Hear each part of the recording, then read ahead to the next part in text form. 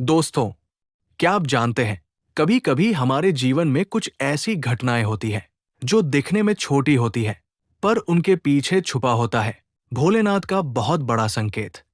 कभी अचानक मन रोने लगता है, कभी बिना वजह शांति मिलती है, कभी लगता है जैसे कोई अदृश्य शक्ति हमें संभाल रही है, और हम सोचते हैं, ये क्या था, क्यों हुआ, क्या ये सिर्फ संयोग था, या भोलेनाथ का स्पर्श। आज की ये कथा किसी एक व्यक्ति की नहीं है, ये कथा है हर उस आत्मा की जिसने कभी महसूस किया है कि कोई उसे गिरने नहीं देता।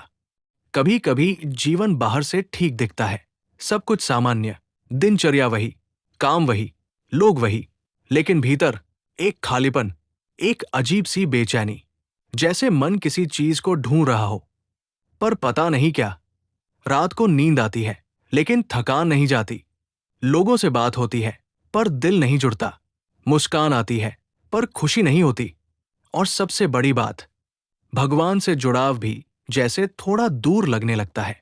ऐसा लगता है जैसे हम पुकार तो रहे हैं पर आवाज कहीं पहुंच नहीं रही। ऐसा नहीं कि आसमान से रोशनी उतरती है या कोई चमत्कार होता है, नहीं, बस एक छोटा सा अनुभव।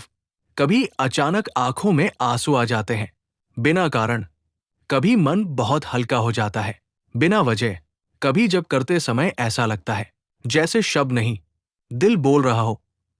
शिव कभी शोर से नहीं आते, वो संकेत देते हैं शांति में, अंदर की हलचल में, और कभी कभी आंसुओं में, जब मन टूटने लगता है, और उसी समय जब स्वतः हो जाता है ओम नमः शिवाय, तो समझिए ये मन की आदत नहीं, ये आत्मा की पुकार है।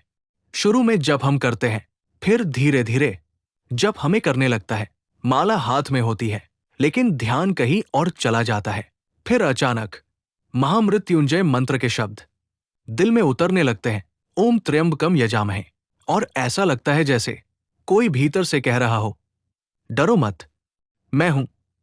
शिव का पहला संकेत हमेशा चमत्कार नहीं होता, वो होता है शांति। जब मन का डर धीरे धीरे कम होने लगे, जब बिना वजह भरोसा आने लगे, जब लगे कि जो होगा ठीक होगा, तो समझिए शिव ने आपकी पीठ पर हाथ रख दिया है। क्योंकि शिव तोड़ते नहीं, पहले खाली करते हैं। पुरानी चिंता, पुराना डर, पुराना मोह धीरे धीरे निकालते हैं और उस खाली जगह में भरते हैं साहस, शांति, भरोसा। बाहर कुछ नहीं बदलता, लेकिन भीतर सब बदलने लगता है। डर कम हो जाता है, जल्दी रोना बंद हो जाता है, मन स्थिर होने लगता है, और सबसे खास, जब में शक्ति महसूस होने लगती है। ये संकेत कहता है, तुम अकेले नहीं हो, तुम्हारी पुकार सुनी जा चुकी है, अब तुम्हें संभाला जा रहा है। लेकिन शिव का स्पर्श सिर्फ शांति तक सीमित नहीं रहता, क्योंकि जब शिव किसी आत्मा को छूते हैं तो उसके जीवन में एक और परिवर्तन शुरू होता है जो पहले कभी नहीं हुआ होता। और वही परिवर्तन जीवन की दिशा बदल देता है। भीख भी शांति के बाद कुछ और शुरू होता है। मन सिर्फ शांत नहीं रहता, बल्कि महसूस करने लगता है जैसे कोई साथ है, जैसे कोई सुन रहा है, जैसे कोई पास खड़ा है। और यही वो क्षण होता है जहां विश्वास अनुभव में बदलने लगता है।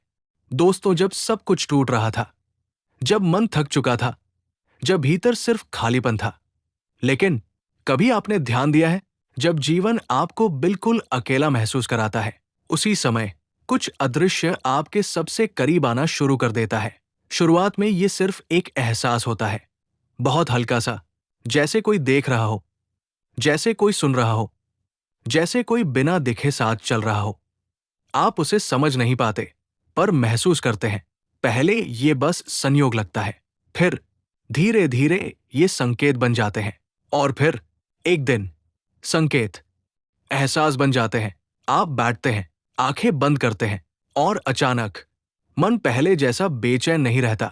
विचार आते हैं पर टिकते नहीं, डर आता है पर जमता नहीं, जैसे भीतर कोई कह रहा हो, मैं हूं।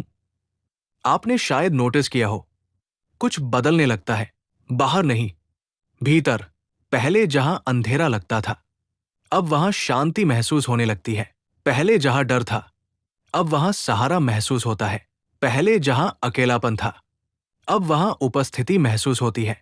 और सबसे अद्भुत बात, कोई शब्द नहीं बोलता, कोई रूप नहीं दिखता, लेकिन फिर भी जैसे कोई आपके हाथ को थामे हुए है। कभी ध्यान में बैठते हुए, कभी मंत्र जपते हुए, कभी अचानक चलते हुए। एक पल आता है जब लगता है कोई बहुत पास है, जैसे कोई ऊर्जा आपके चारों ओर घूम रही हो, जैसे कोई आपके पीछे खड़ा हो, जैसे कोई आपके कंधे के पास हो, जैसे कोई आपके हाथ पर हल्के से स्पर्श कर रहा हो। आप डरते नहीं, क्योंकि ये डर नहीं देता। जैसे कोई ऊर्जा आपके चारों ओर घूम रही हो, जैसे कोई आपके पीछे खड़ा हो, जैसे कोई आपके कंधे के पास हो, जैसे कोई आपके हाथ पर हल्के से स्पर्श कर रहा हो। आप डरते नहीं, क्योंकि ये डर नहीं देता, ये शांति देता है। और तभी मन पहली बार समझता है, ये कल्पना नहीं है, ये संकेत है। आपका ध्यान अब बदलने लगता है। आप बाहर कम, भीतर ज्यादा देखने लगते हैं। छोटी छोटी चीजें बदलने लगती है। प्रतिक्रिया कम हो जाती है, क्रोध कम हो जाता है, बेचैनी कम हो जाती है, घबराहट कम हो जाती है, और एक नई चीज जन्म लेती है, विश्वास। बिना वजह, बिना प्रमाण, बिना किसी तर्क के, बस एक गहरा विश्वास। आप समझ नहीं पाते कि क्यों, लेकिन महसूस करते हैं कि मैं अकेला नहीं हूं। यही वो मोड़ है जहां संकेत एहसास बन जाते हैं। अब प्रार्थना सिर्फ शब्द नहीं रहती, अब जब सिर्फ ध्वनि नहीं रहता, अब ध्यान सिर्फ प्रक्रिया नहीं रहता, अब सब कुछ एक संवाद बन जाता है, बिना आवाज के, बिना भाषा के, बिना रूप के। और इस संवाद में आप सुनते नहीं, आप महसूस करते हैं। कभी अचानक भीतर शांति उतर आती है, कभी अचानक आंखें नम हो जाती है, कभी बिना वजह मन हल्का हो जाता है, जैसे कोई कह रहा हो, डर मत, मैं हूं। और यही से आपकी यात्रा बदल जाती है। अब आप खोज नहीं रहे होते, आप अनुभव कर रहे होते हैं। अब आपको दिखता नहीं, पर महसूस होता है। अब आपको सुनाई नहीं देता, पर समझ आता है। यही वो चरण है जहां अदृश्य सहारा बनना शुरू करता है। लेकिन ये यात्रा अभी यही नहीं रुकती, क्योंकि जब एहसास स्थिर होने लगता है, तब कुछ और गहरा घटित होता है, कुछ ऐसा जो आपकी पूरी समझ बदल देता है। दोस्तों, संकेत अब सिर्फ महसूस नहीं होते, अब वे दिशा देने लगते हैं। पहले जो शांति क्षणिक थी, अब वो ठहरने लगती है। पहले जो उपस्थिति धुंधली थी, अब वो स्पष्ट होने लगती है। अब ध्यान में बैठते ही मन भटकता नहीं, जैसे कोई भीतर पहले से प्रतीक्षा कर रहा हो। आप मंत्र जपते हैं, और अचानक, जब आप नहीं कर रहे होते, जब स्वयं होने लगता है, श्वास बदल जाती है, धड़कन धीमी हो जाती है, और भीतर एक स्थिरता जन्म लेने लगती है। अब डर गायब नहीं होता, पर असर करना छोड़ देता है। अब समस्याएं खत्म नहीं होती, पर भारी लगना छोड़ देती है, क्योंकि अब आप अकेले नहीं चल रहे होते। अब जीवन की घटनाएं भी बदलने लगती है। जो पहले रुकावट लगती थी, अब वो मार्गदर्शन लगती है। जो पहले पीड़ा लगती थी, अब वो शुद्धि लगती है। और धीरे धीरे आप समझने लगते हैं, कोई आपको रोक नहीं रहा था, कोई आपको तैयार कर रहा था।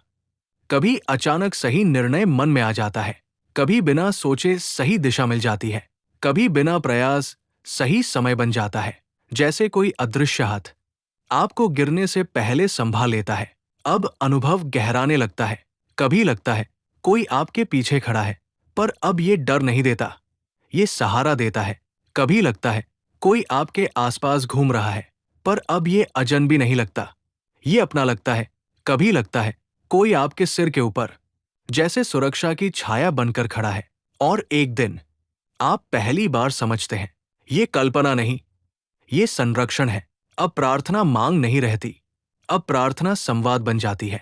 अब आप बोलते कम है, सुनते अधिक है, और इस सुनने में शब्द नहीं होते, पर अर्थ स्पष्ट होता है। भीतर एक वाक्य बार बार गूंजता है, सब ठीक है, मैं हूं। यही वो क्षण है जब अदृश्य सहारा सिर्फ एहसास नहीं रहता, स्पष्ट अनुभव बन जाता है। अब जीवन पहले जैसा नहीं लगता, क्योंकि अब संघर्ष भी अर्थपूर्ण लगते हैं। अब आप गिरते हैं, पर टूटते नहीं। अब आप रोते हैं, पर बिखरते नहीं, क्योंकि अब आपको पता है, कोई है जो हर क्षण साथ है। लेकिन यात्रा अभी और गहरी है, क्योंकि जब सहारा स्पष्ट हो जाता है, तब उपस्थिति प्रकट होने लगती है। दोस्तों, अब तक आपने सहारा महसूस किया। अब समय है उपस्थिति को पहचानने का। अब वो सिर्फ संकेत नहीं, अब वो सिर्फ एहसास नहीं, अब वो साथ बन जाता है। आप पहले की तरह ही ध्यान में बैठते हैं, मंत्र पहले की तरह ही जपते हैं, पर अब कुछ बदल चुका होता है। अब शांति आती नहीं, अब शांति पहले से मौजूद होती है। अब मन शांत करने की कोशिश नहीं करता, मन स्वयं शांत होने लगता है। और तभी एक गहरा अनुभव जन्म लेता है, जैसे कोई आपके बहुत पास बैठा है। कोई दिखता नहीं, पर अनुपस्थित भी नहीं। कोई बोलता नहीं, पर मौन में उत्तर देता है। आप अकेले कमरे में बैठे होते हैं, पर अकेलापन नहीं होता। आप आंखें बंद करते हैं और अचानक भीतर प्रकाश सा फैलने लगता है।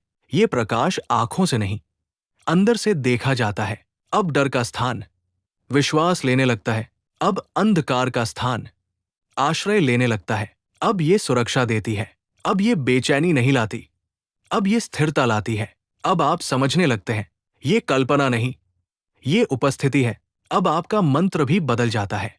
पहले आप जपते थे, अब जप आपको थाम लेता है।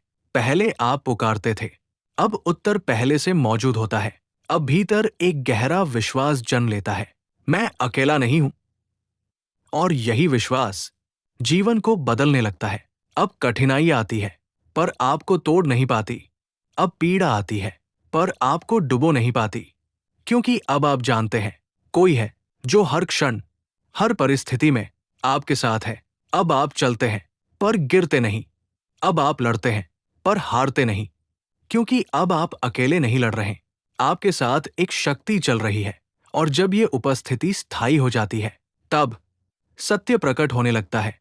दोस्तों, अब तक आपने संकेत देखे, फिर सहारा महसूस किया, फिर उपस्थिति को पहचाना, और अब समय है सत्य को जानने का। क्योंकि यात्रा यही खत्म नहीं होती, यात्रा यही शुरू होती है। अब तक जो कुछ हुआ, वो आपको तैयार कर रहा था।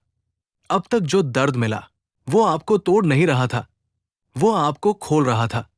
अब तक जो अकेलापन था, वो आपको खाली नहीं कर रहा था, वो आपको भरने की तैयारी कर रहा था। और अब जब भीतर की शांति स्थिर हो चुकी है, जब सहारा महसूस होने लगा है, जब उपस्थिति स्पष्ट हो चुकी है, तभी एक दिन सब कुछ बदल जाता है। किसी बड़े चमत्कार से नहीं, किसी तेज प्रकाश से नहीं, किसी आवाज से नहीं, बल्कि एक गहरे मौन से। आप बैठते हैं जैसे रोज बैठते थे, आप जब करते हैं जैसे रोज करते थे।